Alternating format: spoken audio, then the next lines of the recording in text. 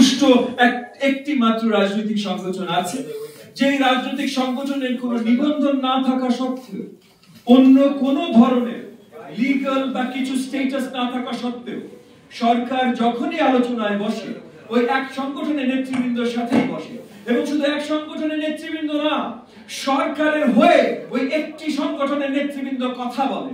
সরকারের হয়ে সরকারের বাইরে কারো কথা বলার কোন ধরনের অবস্থান থাকবার কথা না, কিন্তু আমরা বারবার দেখি যে সরকারের হয়ে যখন ওই সংগঠনের নেতৃবৃন্দ কথা বলে তখন সরকারও পরিষ্কারভাবে মেনে নেয় যে ওইটাই সরকারের স্ট্যান্স।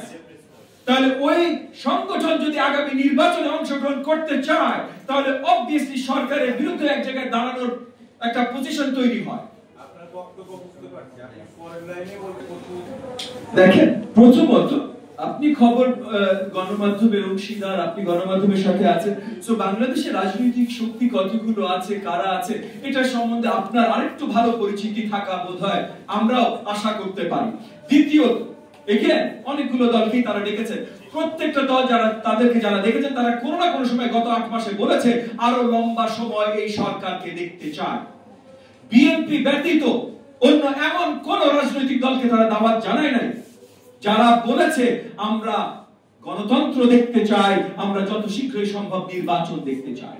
আপনারা যদি একবার একটু পরিষ্কার করে তাকান, আমি অন্য কোন রাজনৈতিক দলকে ছোট বা বড় করছি না, কিন্তু পরিষ্কার দাওয়াত যাদেরকে দিয়েছে তারা পরিষ্কারভাবে গত 9 মাসে একবার, দুইবার, অনেকে বারবার বলেছে এবং বলে আসছে যে এই সরকারকে আরো বেশি লম্বা সময় থাকতে হবে। তার মানে একটা পক্ষপাতিত্ব হচ্ছে। এই সরকার আওয়ামী সরকার যেমন ছিল যে তাদের বিরুদ্ধে যদি কথা বলা হয় তবে তারা পছন্দ করেন এমন কথা যদি বলা হয় তাহলে তাদেরকে তারা ব্ল্যাকলিস্ট করে দিত।